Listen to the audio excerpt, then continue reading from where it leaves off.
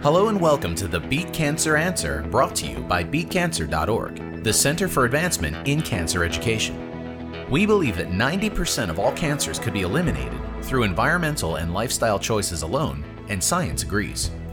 Unfortunately, most people don't know it, so we provide the education that can help you prevent, cope with, and beat cancer through diet, lifestyle, and other immune-boosting approaches. On every podcast, we will feature an expert who can teach us how to become part of that 90% who could prevent getting diagnosed with cancer. If you already have cancer, we have empowering information for you too.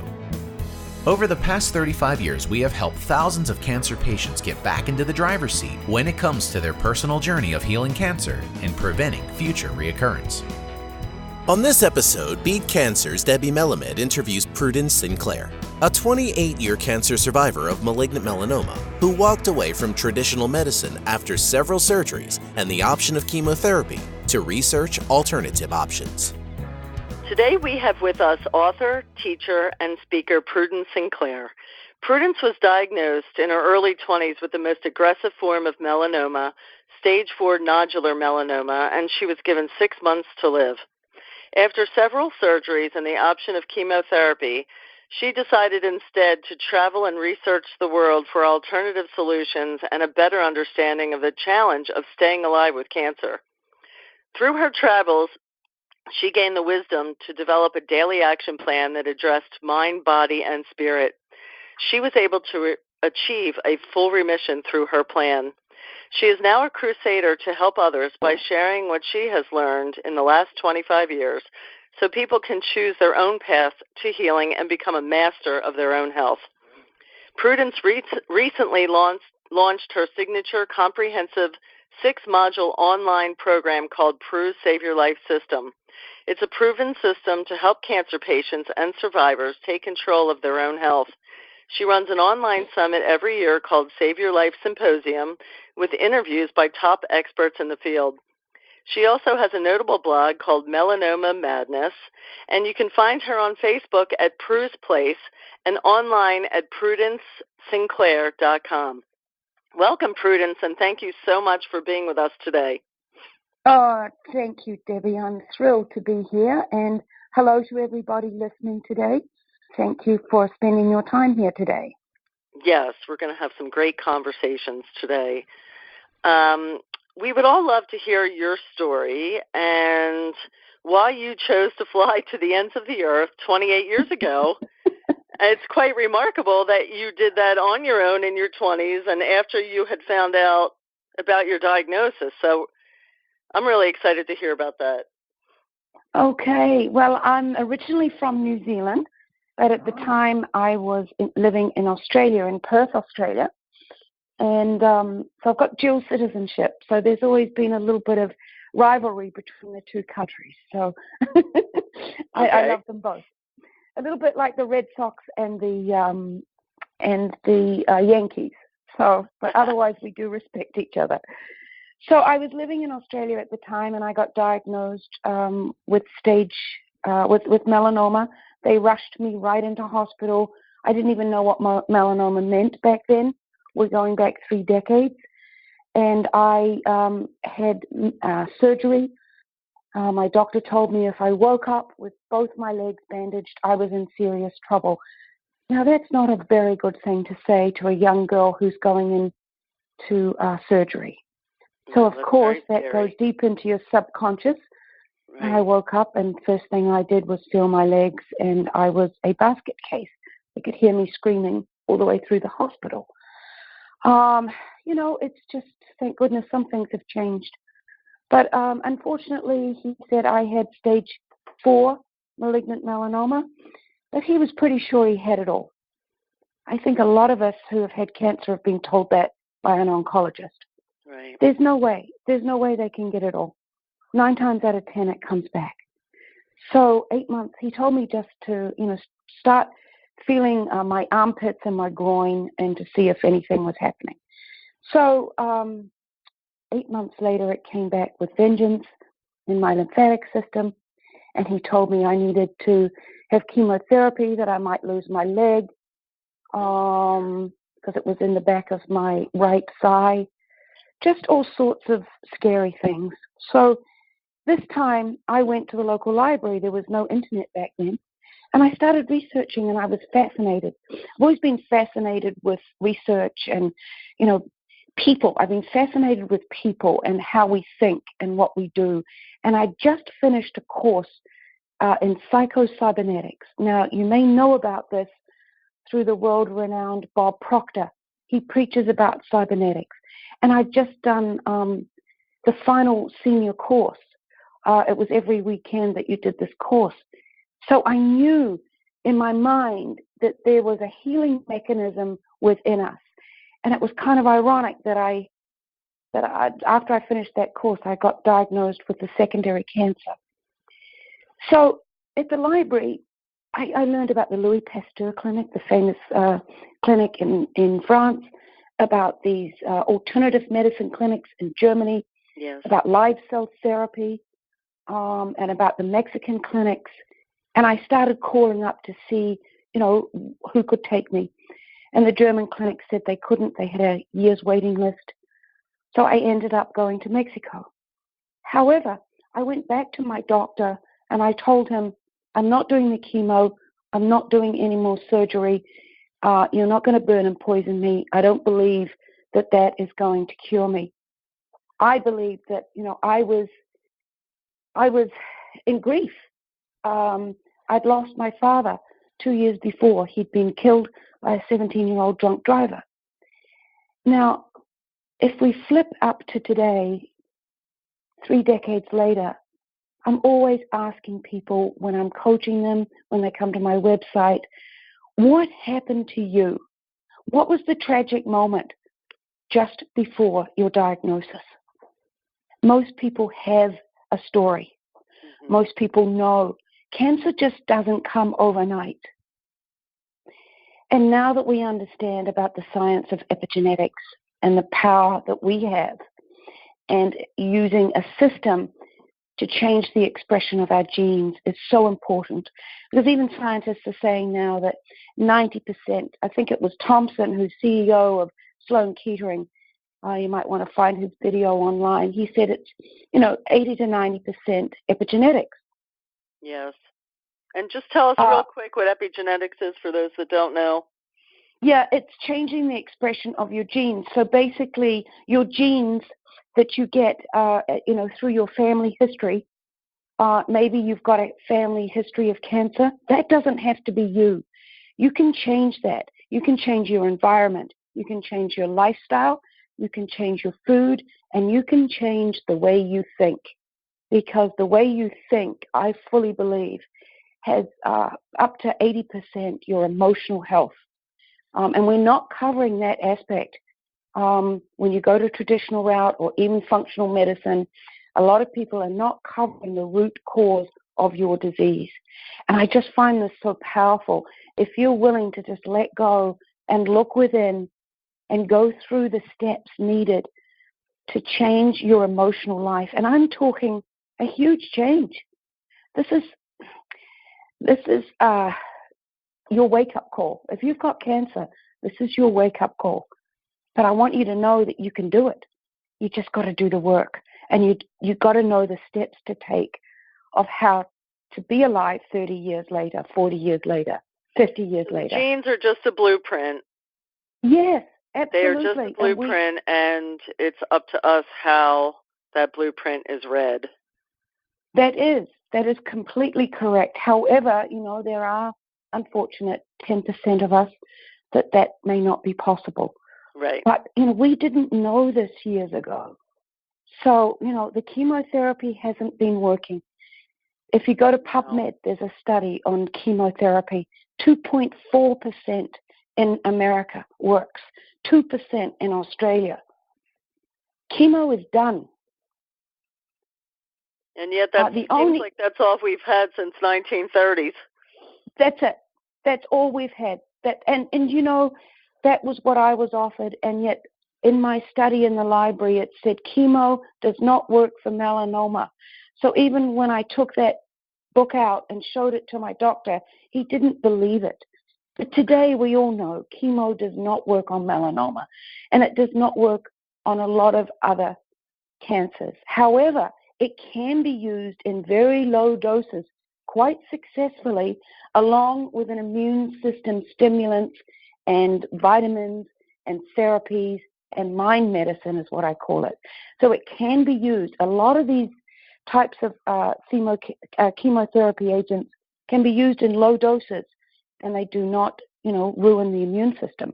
It's when we blast people, poison people, radiate people, we don't give them the immune system time to heal because it's already sick with the cancer, and then we put all these drugs, mega doses of drugs into the body.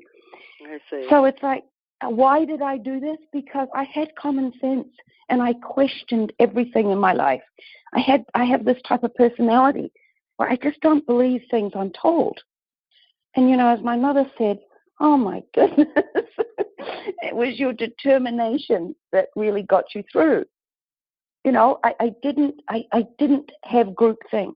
I stepped out of the box and I went, what can you do? And that's what needs to happen, because what we're being offered is not effective, and it's actually counterproductive for the most part. So that was great that you used your intelligence to question and not just follow like a sheep. I think today we must be our own advocates, especially since 1 in 2 people are getting cancer. It's time for us to all learn what we need to do to prevent and treat and keep from getting a reoccurrence. Yeah. So this is great. So tell us what did you learn when you went on your journey? Oh, I've been learning and learning every day of my life. And I know, it doesn't stop.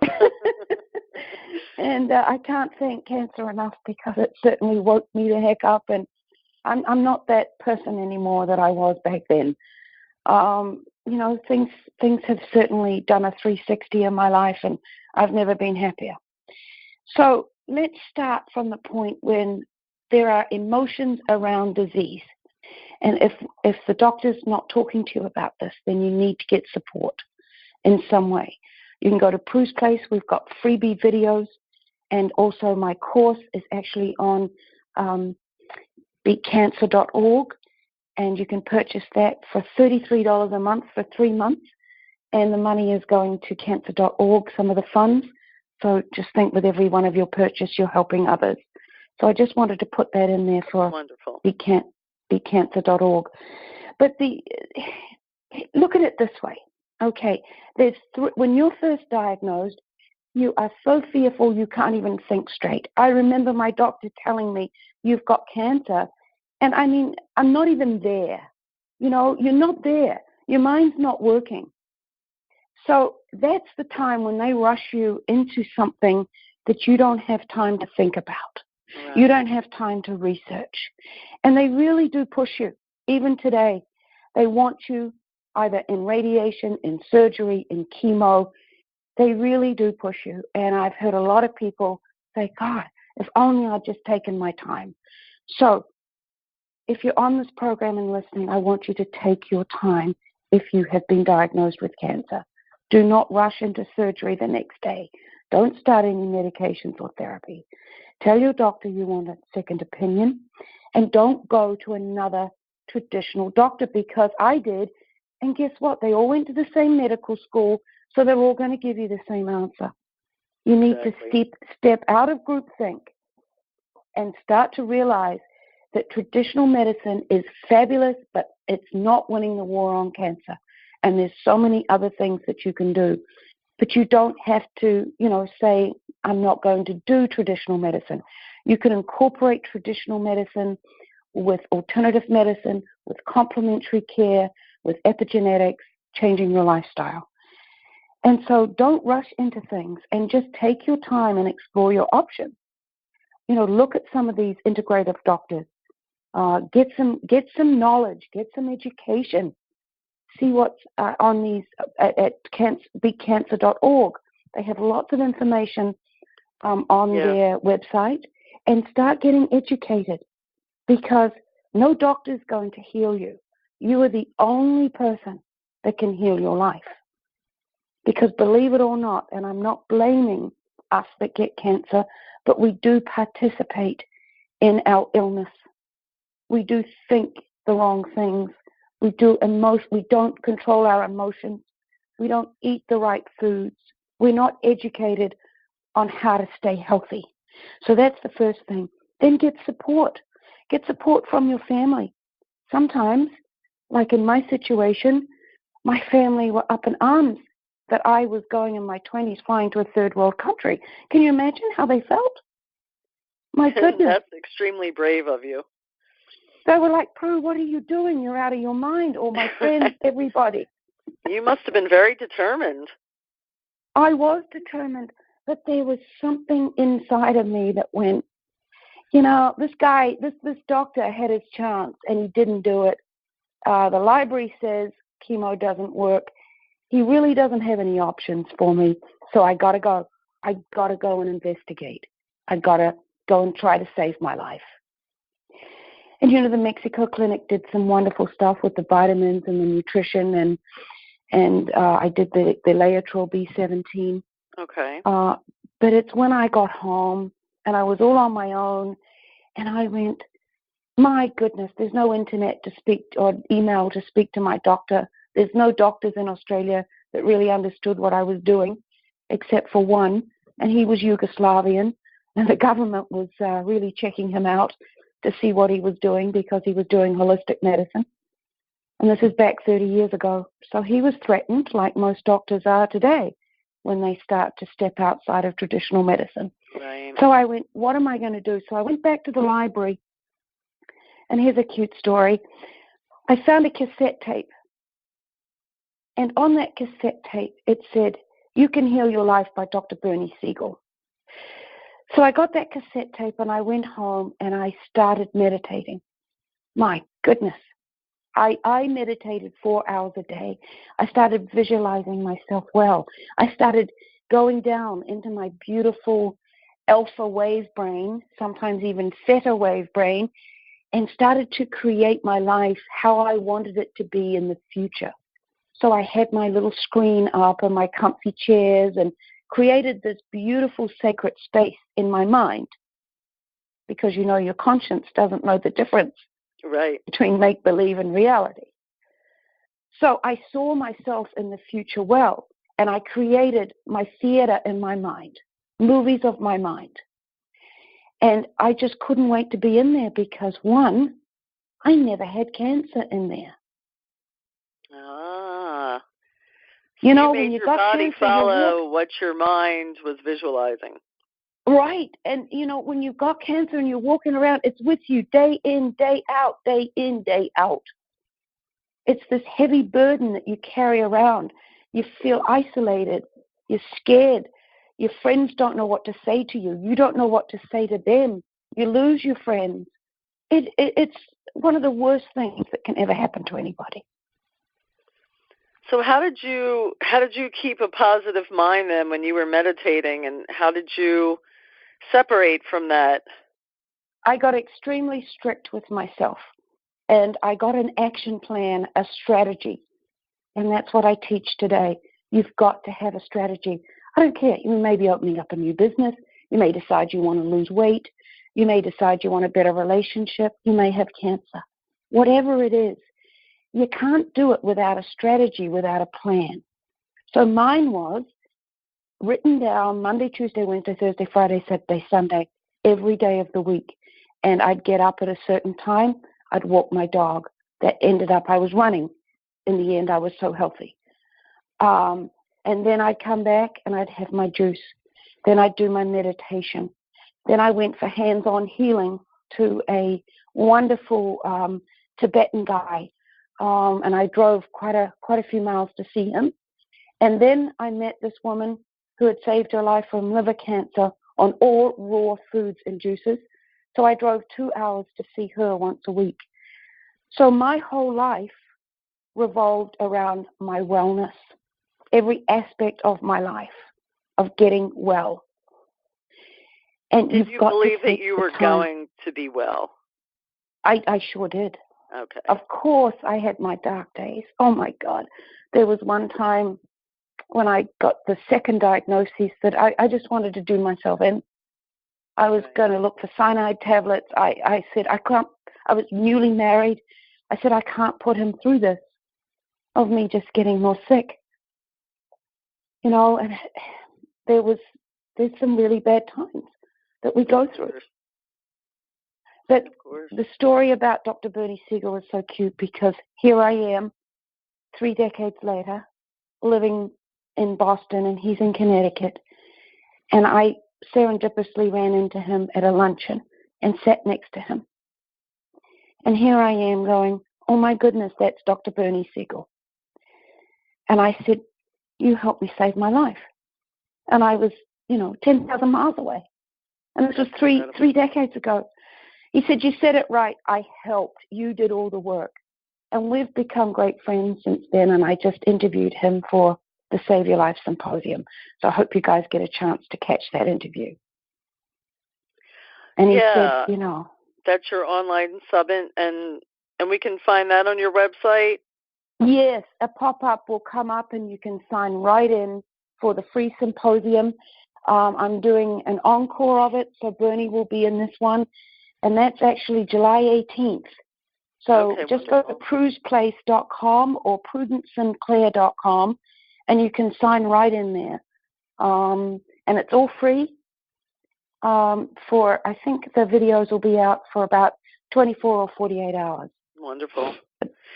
So all this information will help people to decide what their action plan should be and what type of treatment, what type of route they should go, traditional route, alternative, or a mix of both. Yeah, there's a lot of confusion around that, and my course of action was kind of dramatic. I think we've got more eyes and ears open today. However, there is still a cancer confusion. And the one thing I will say to anybody listening here who's got cancer or whose loved ones have got cancer, only you can make the decision. Your family can't make the decision because only you can heal your life. So be strong about that. Stand up for yourself and say, this feels right. Or come and talk to me. What feels right is what is going to heal you.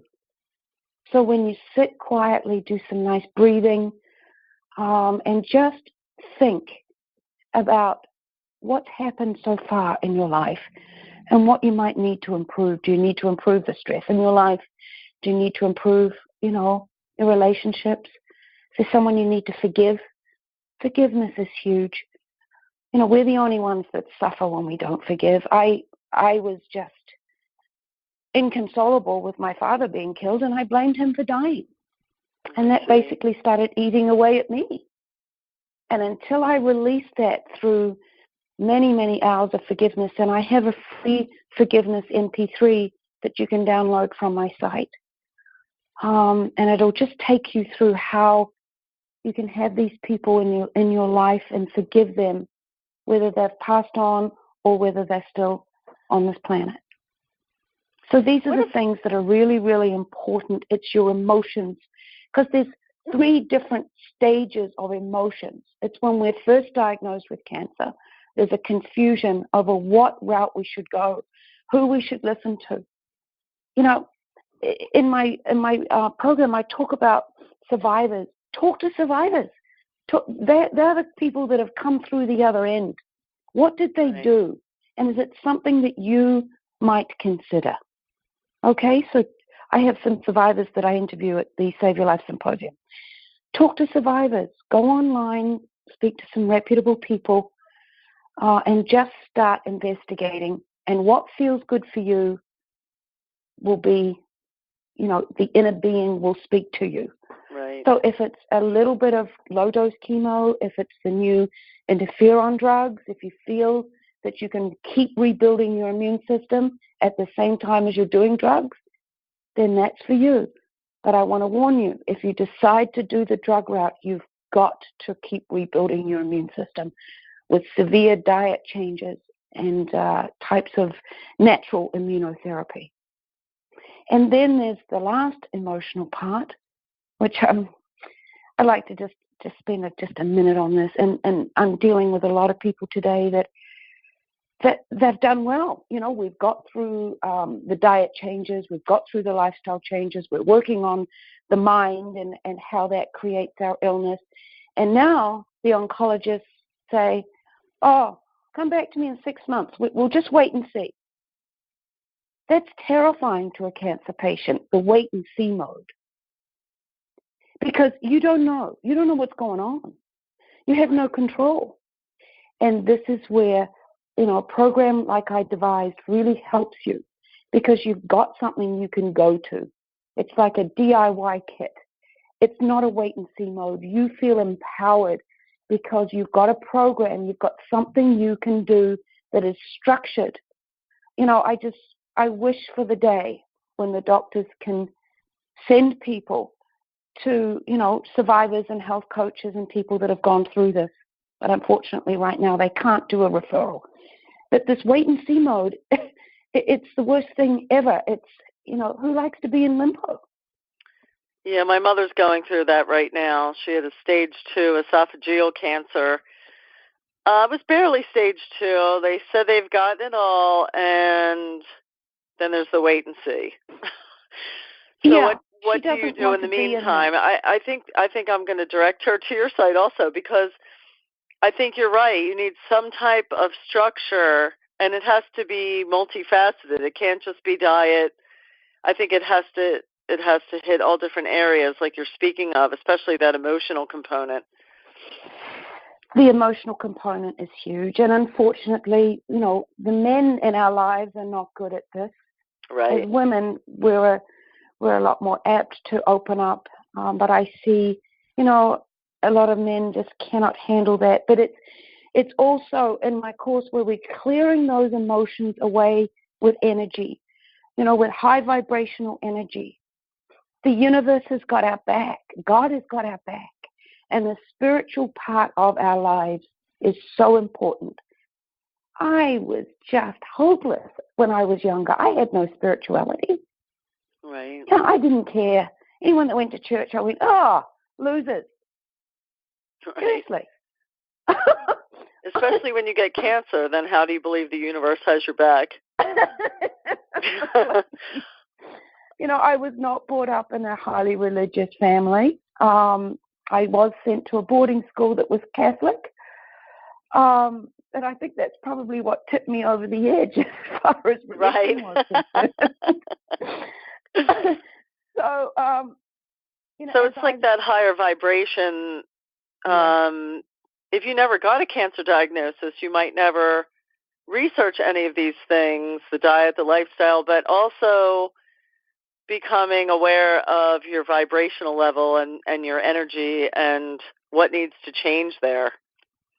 Yeah, and the drama stops in your life. Then I had my marriage broke down. I had relationship dramas. Everything was a drama.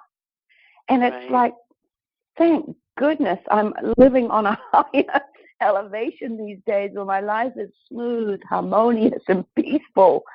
We've got to get out of the drama, and that is a low vibrational mode. And so raising our energy, and I've got a very cute little meditation where we raise our vibrational energy. And when you can feel that shift from where you are to what you are after the meditation, that's when you want to check in with yourself during the day.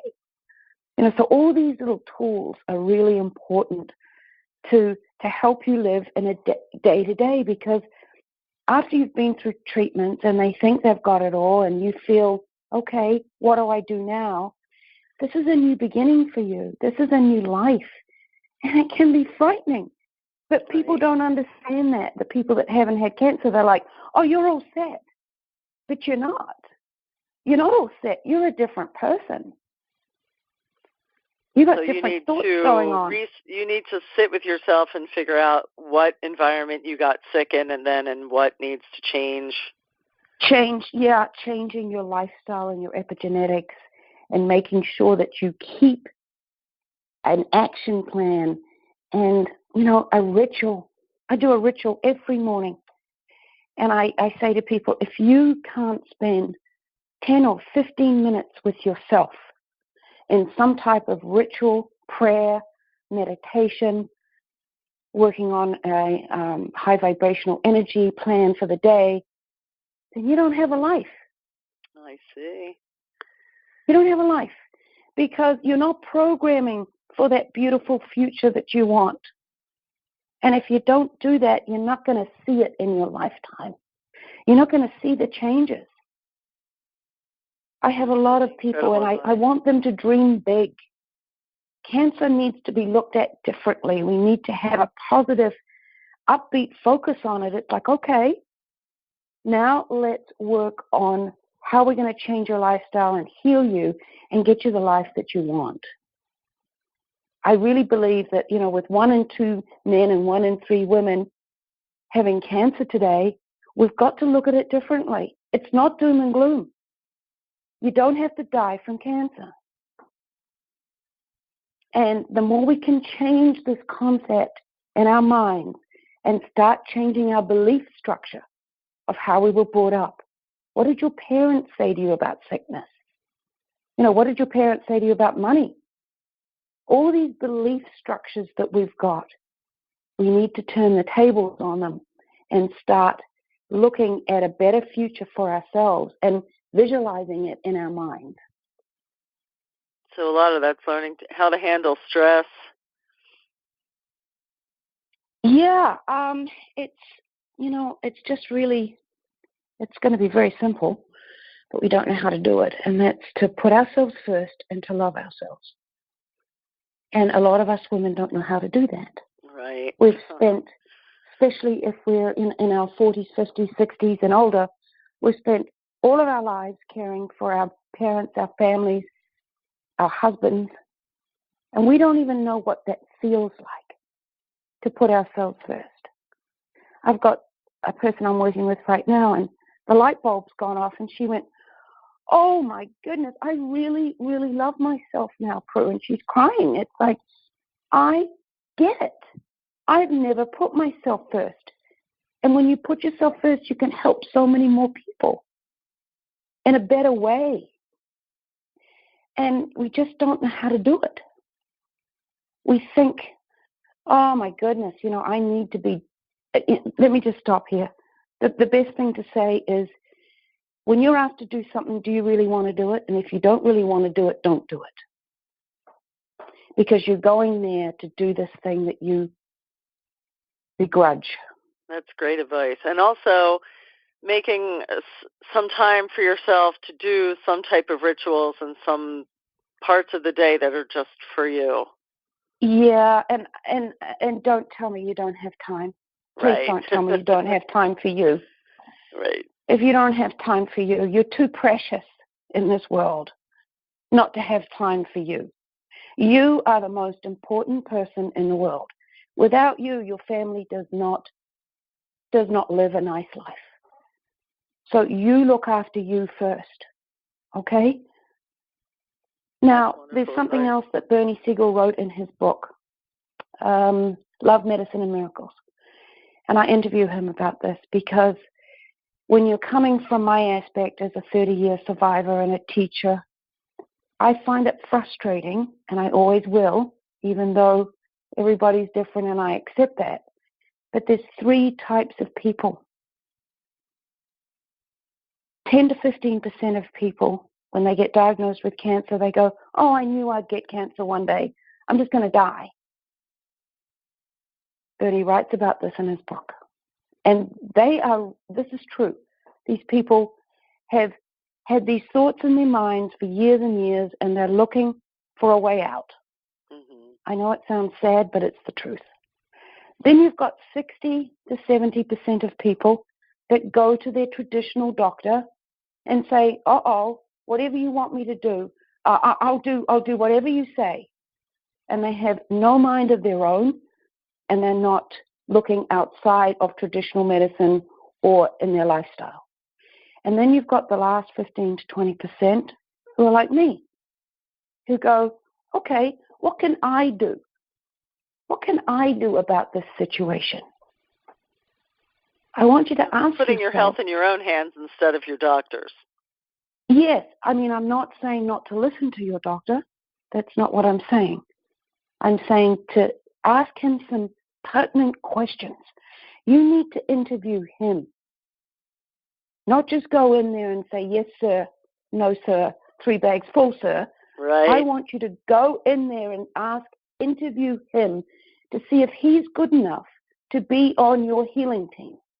You need a healing team. You need an MD, or you need a very good naturopathic or functional medicine doctor. You need them. You need someone who cares for you. You need some Reiki. You need some alternative stuff. You need some healing, hands-on healing. You need some spiritual work. You need to devise a team that fits into your action plan that makes you feel good. Do you know how many people come to me and say, oh, I'm dreading tomorrow? I go, why?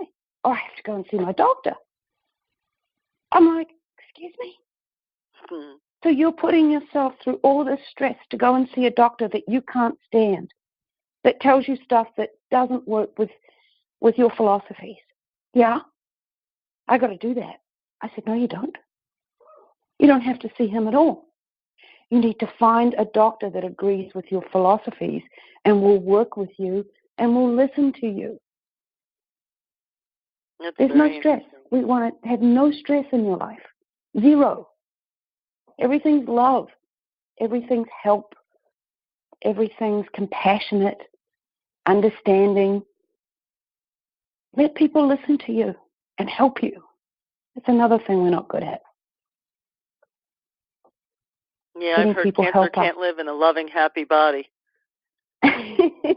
Cancer cannot live in a body that's in gratitude, in a body that is loving and healthy. It cannot live. And when we think about that, then we can get rid of cancer. Yeah, that's very inspirational. Thank you so much for sharing your knowledge and experience with all of us. Oh, you're most welcome. This has been just wonderful. I hope people listening are inspired. And just there's a saying. It's called nullius in verba. Take nobody's word for it. Don't take mine. Don't take your doctor's. Don't take anybody's word for it. You're the only one who can heal your life. So go out there and get educated. That's wonderful. And people can get a lot of information on your site. They can go to... There's free videos on there on pruesplace.com. And there's also the course is on your site. And they can sign up for the free Save Your Life Symposium, which will be coming out July 18th. And we have survivor interviews who have gone traditional and non-traditional routes. And also Bernie Siegel, Dr. Barry Sears, Dr. Michael Greger, Dr. Andrea Pennington. We've got some top experts who just, don't think like regular doctors. And this is all good. We all need to become educated. I learn stuff every day. So people have some starting points there, and if they want more information, they have a place to go, and that's a lot of hope. Thank you so much for being with us today. We really appreciate hearing your story. Thank you so much, Debbie. All the best to you and your mom as well. Thank you. Thank you so much for joining us on the Beat Cancer Answer. If you learned just one thing today about how to prevent, cope with, or beat cancer, then we have succeeded in our mission. For more information or assistance, visit our website at BeatCancer.Org. Remember to sign up for our educational email series and get your free gift. Join in the conversation on Facebook, Twitter, or Google+, where you can meet others who think just like you. We appreciate all of your feedback and love your suggestions. Please also remember to rate us on iTunes. Your positive ratings help us to get discovered so we can save more lives. Thank you again for listening, and best wishes for good health from all of us at BeatCancer.Org.